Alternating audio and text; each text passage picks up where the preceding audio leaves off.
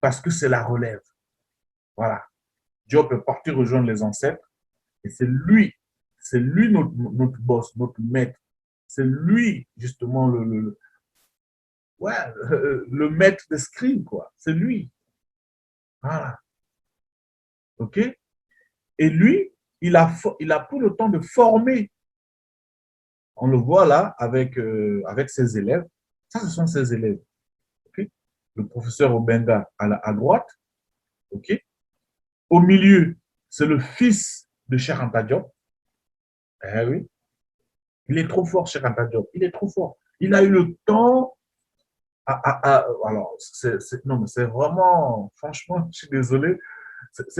Beaucoup d'Africains trouvent que oui, les Kamites sont dans l'adoration de Cheikh Anta Diop. Non, non, non, non, non. C'est pas du tout un sentiment d'adoration religieuse. Hein?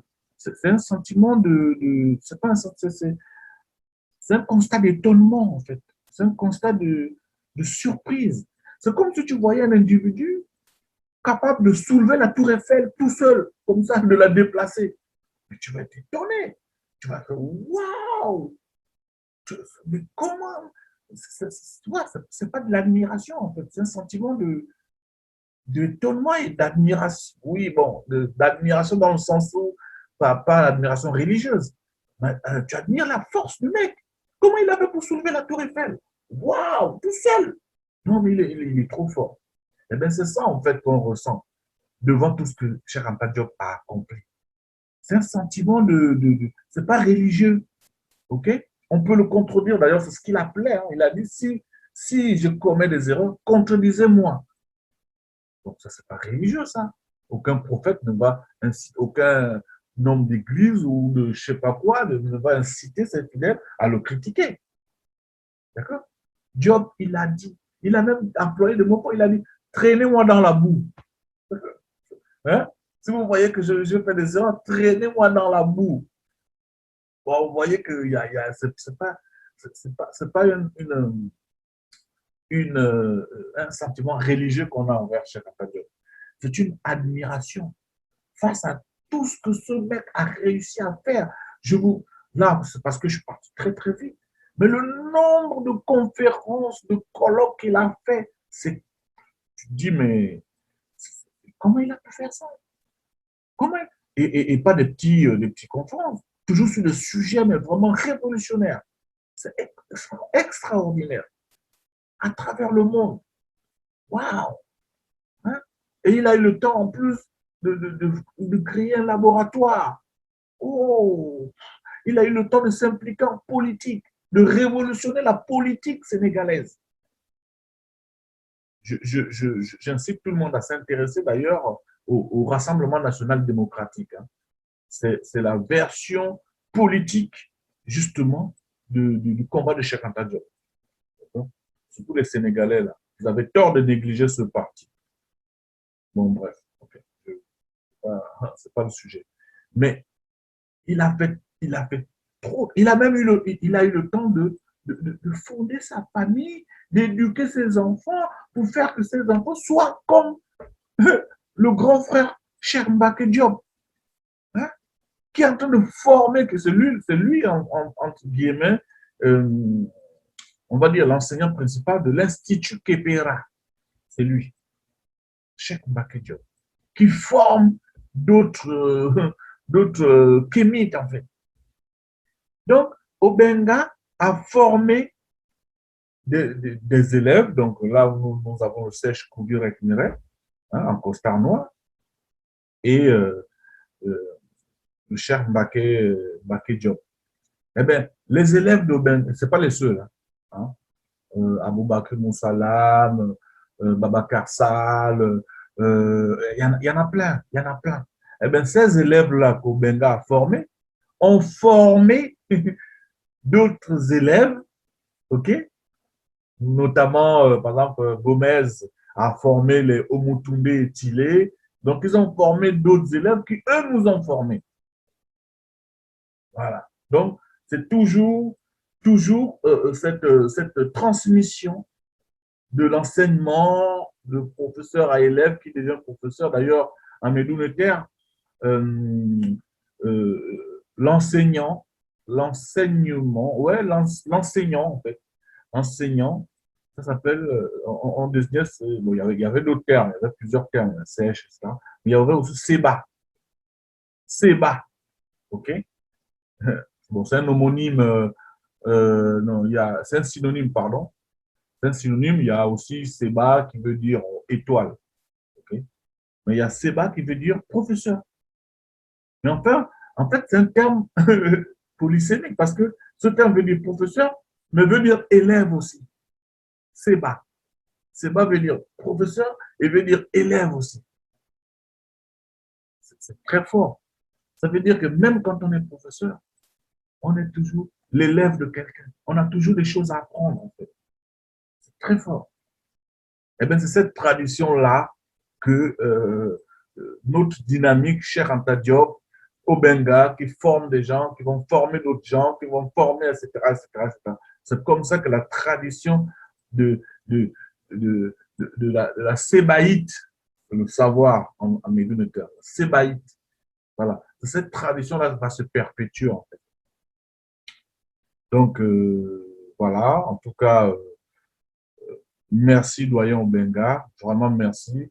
Alors, je parle même pas de l'œuvre énormissime. Je pense, je ferai une autre présentation sur le professeur Théophile Obenga, parce que c'est monumental son œuvre. Attention. Voilà, ok. Et ça, la génération Shemsou Diop, comme j'ai indiqué tout à l'heure, donc c'est la génération justement des suivants de Diop. Des Shemsou, Shemes, Shemes, ça veut dire suivre en fait. Okay? Shemsou, c'est au pluriel, en fait, c'est le suivant. C'est le suivant. Et pourquoi ce terme Shemsou Diop, qui est un terme que, entre guillemets, qu'on a inventé, moi et un frère qui s'appelle Mikombi Manfundu, on s'est dit, avant l'Égypte antique, il y avait une dynamique politico-culturelle, civilisationnelle qui s'appelait les Shemsou-Hor. Voilà, Shemsou-Hor, les suivants d'Horus, en fait. C'est ce travail des suivants d'Horus qui a débouché, ils ont fait tout le travail que Narmer n'a fait que terminer, en fait. OK? Narmer n'a fait que terminer. Narmer, c'est le premier pharaon, hein, justement. Pardon, excusez-moi. Il a terminé le travail de Shemsou-Hor. Voilà. Donc, le travail de Shemsou-Hor a débouché sur le premier roi de l'empire africain, hein, unifié, qui était l'Égypte antique. Hein. On dit l'empire égyptien. C'était l'empire africain. Parce que la vallée du Nil, c'était la capitale du continent africain. C'était la concentration. C'est comme si, alors là, bon, ça c'est complètement imaginaire. C'est comme si vous ramenez New York, Paris, Londres, Tokyo, vous alliez tout ça au long du Nil, en fait, le long du Nil. C'est comme si vous faites ça, ben ça devient vraiment la capitale du monde entier. Tout le monde va venir. Et c'est ce qu'on voyait dans l'Antiquité. Les gens venaient de loin pour venir en Égypte antique. Les gens venaient du Caucase, les gens venaient de loin parce que c'était la capitale de la planète, en fait. Voilà. OK? Donc, en fait, l'unification de l'empire égyptien réalisé, terminé sous Narmer, en fait, hein, en fait, même nous les panafricains, on voit ça comme le premier exemple vraiment du panafricanisme. C'est un mouvement qui s'appelle le Semataoui, l'union des deux terres. Hein? C'est cette idéologie-là qui est à la base de l'union du premier empire continental africain. Le premier empire vraiment flamboyant du continent africain, c'est l'Égypte antique, avec Narmer comme premier roi, en fait. C'est celui qui termine la dynamique de Shemsou Hor, le suivant d'Horus. Okay? Et bon, on a pris cette analogie-là, en fait. On a pris cette analogie. C'est-à-dire que dans notre génération, celui qui a, dans la génération moderne, celui qui a vraiment eu le plus grand impact, c'est Diop.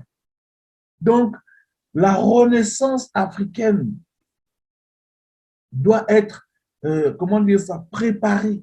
La renaissance de l'État fédéral, il faut un mouvement qui va synthétiser tout l'héritage de Diop et avec Obenga comme le chef, en fait.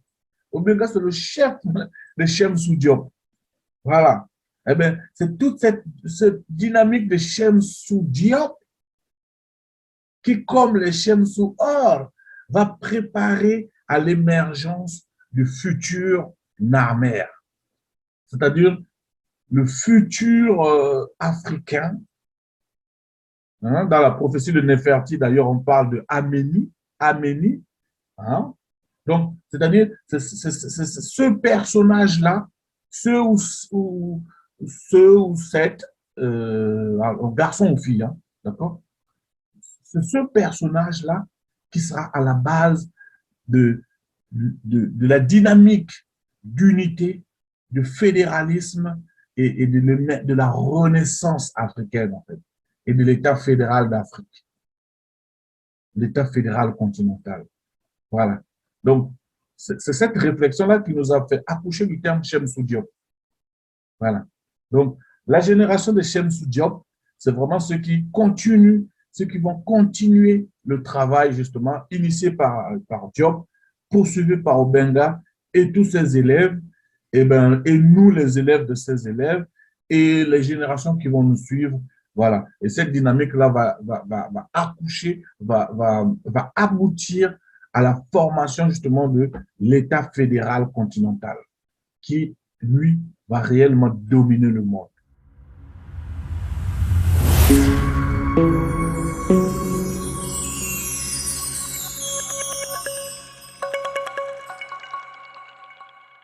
En tout cas, comme j'ai dit en début, donc on va les faire rentrer tout à l'heure, d'accord? Il y aura donc le frère Wonkiyama Ankiman, okay? Le docteur Wonkiyama Ankiman.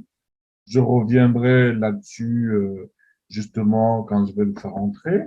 Et, ça va arriver incessamment sous peu. Voilà. Le frère Koufou, okay, qui va nous rejoindre aussi. Voilà.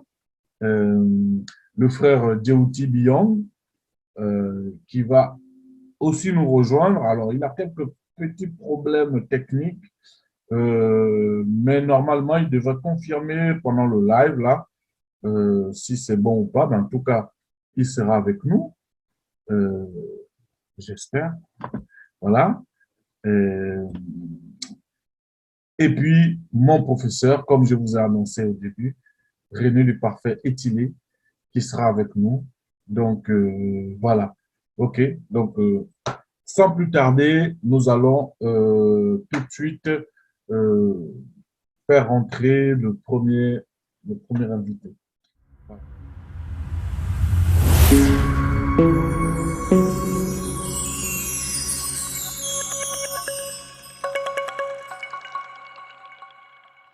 Il faut partir du principe que lorsqu'on a fait des... Là, vous êtes au Gabon ou vous êtes déjà en France? Je suis déjà en France. Je suis déjà en France, on est en 2006. On est en 2006. D'accord. Et tu vois, je suis un peu... on nous a appris, hein, malheureusement, que lorsqu'on a fait quelques études universitaires, on prend les autres de haut. J'ai un master. Voilà, j'ai un master. Celui qui me parle, il est en troisième année, je ne sais pas trop quoi, mais je me sens, il me donne des leçons, je me sens un peu frustré. Je dis, mais c'est pas possible. Donc ça me décompose un peu. Je dis, mais. Et là, première baffe, il y a Théophile Obenga non, pas Théophile Obenga. Il y a une petite manifestation où les gars nous font une petite présentation de l'œuvre Cheikh Anta Diop, l'homme et l'œuvre de Cheikh Mbacké Diop. j'écoute ce que les gars présentent et ils disent que en 2008, Charles Mbacké Diop viendra à Lyon. OK. La 2007, Théophile Obenga vient à Lyon. Donc, je vais regarder un peu. Et quand j'écoute le monsieur, je suis un peu perdu. En fait, je suis perplexe. Parce que quand j'ai écouté le monsieur, il a dit des choses qui étaient tellement puissantes, mais avec une attitude assez décontractée, quasi nonchalante et un peu même dans l'expression corporelle, l'expression, on va dire, orale, comme un village. En fait, j'avais l'impression que c'est un villageois qui dit des choses d'une technicité profonde. Ça m'a perturbé, en fait. Ça m'a perturbé. Ça m'a perturbé. D'habitude, à ce niveau-là, ça gorge. Ça gorge. Voilà. Voilà, à ce niveau-là, on singe l'occidental à un degré qui, des fois, on n'est même pas conscient qu'on le fait, tu vois.